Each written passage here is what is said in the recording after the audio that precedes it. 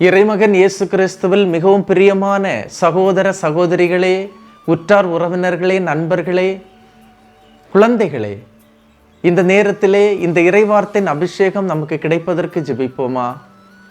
அன்பு தெய்வமே, இது இந்த அதிகாலை வேளையிலே இந்த இறைவார்த்தைக்காக ஏங்கி தவித்து கொண்டிருக்கின்ற மக்கள், வாஞ்சையோடு தாகத்தோடு இந்த இறைவார்த்தை எங்களுக்கு வேண்டும் என்று இருக்கின்ற மக்களை ஆசீர்வதியும். இவர்களுடைய இதே ஆவல்களை கண்ணோக்கி பாரும். இவர்கள் வேண்டுகின்ற ஒவ்வொரு வேண்டுதல்களையும் நிறைவேற்றி தாரும். மன்றாட்டுகளுக்கு செவி கொடுத்து கேளும். ஆண்டவரே, இன்றைய நாளிலே இவர்கள் தொடங்கவிருக்கின்ற இந்த நாள் மகிழ்ச்சியின் நாளாக இருக்கட்டும், மனநிறைவின் நாளாக இருக்கட்டும், நன்மைகளை சுமந்து வருகின்ற நாளாக இருக்கட்டும், ஆசீர்வாதத்தின் நாளாக இருக்கட்டும். உம்முடைய அருள்கரம் தொடர்ந்து இவர்களை வழிநடத்தட்டும். தூய ஆவியின் அருள் எப்போதும் இந்த மக்களோடு இன்று இருக்கட்டும். ஆமென். அன்புமிக்கவர்களே, இன்றைய நாளிலே நாம் தியானிப்பதற்காக எடுத்துக்கொண்ட இறைவார்த்தை விடுதலை பயணம் 20ஆம் அதிகாரம் 24வது இறைவார்த்தை. நான் என் பேரை நினைவுபடுத்த செய்யும் இடங்கள் யாவற்றிலும் நான் உன்னிடம் வந்து உனக்கு ஆசி வழங்குவேன். பாருங்க, எனது பெயரை ஜெபிக்க, தியானிக்க, நினைவுபடுத்த எந்தெந்த இடத்திலெல்லாம் கைகூடுகிறதோ, இன்று காலை எழுந்து கடவுளை நினைக்க, இறைவார்த்தை கேட்க நேரத்தை ஒதுக்குகின்ற நீங்கள் இன்று அதிசயத்தால் கடவுள் நிரப்புவார். ஏனென்றால் நான் உன்னிடம் வந்து உனக்கு ஆசி வழங்குவேன் என்று இறைவார்த்தை சொல்கிறது. கடவுள் மனிதரிடம் வருகின்றார் என்ற செய்தி மிக மிக மகிழ்ச்சியான செய்தி. காரணம், கடவுள் வரும்போது வாழ்வில் அனைத்து ஆசீர்வாதங்களும் உருவாகும்.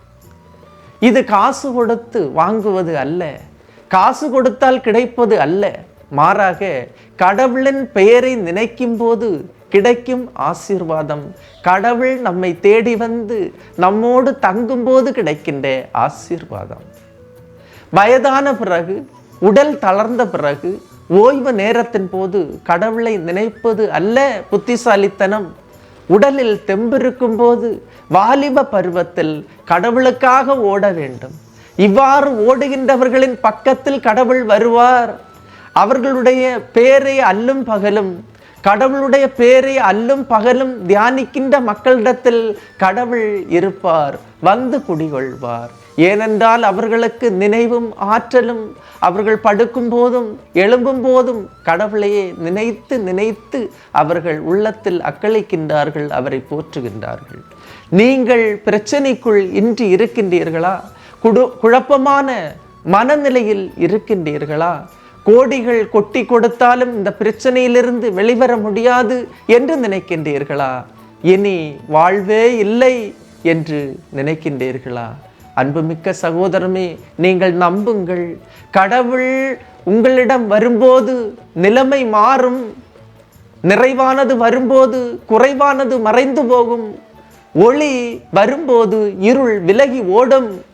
எனவே இந்த நாளிலே உனது பாத சுவடுகள் முன்வைக்க கடவுள் உனது கரத்தை பிடித்து நடத்துவார். திறந்த வாசலை கடவுள் அடைக்க மாட்டார். எனவே இந்த நாளிலே இந்த இறைவார்த்தையின் ஆற்றல் நமக்கு கிடைப்பதற்கு ஜெபிப்போமா? கடவுள் இருக்கின்ற இடத்தில், அவர் செய்கின்ற யாவற்றிலும் நீயும் அவரோடு கைகோர்த்து நிற்கும்போது கடவுள் உனக்கு ஆசி வழங்குவார். அவர் உன்னை கைவிட மாட்டார். நம்புங்கள், இந்த இறைவார்த்தையின் ஆற்றல் அபிஷேகம் உங்களுக்கு இன்று கிடைக்கும். எல்லாம் வல்ல இறைவன், தந்தை, மகன், தூய ஆவியார் உங்களையும் உங்கள் குடும்பத்தையும் நிறைவாய் ஆசீர்வதிப்பாராக. ஆமேன். இயேசுவுக்கே புகழ், இயேசுவுக்கே நன்றி. மரியே வாழ்க.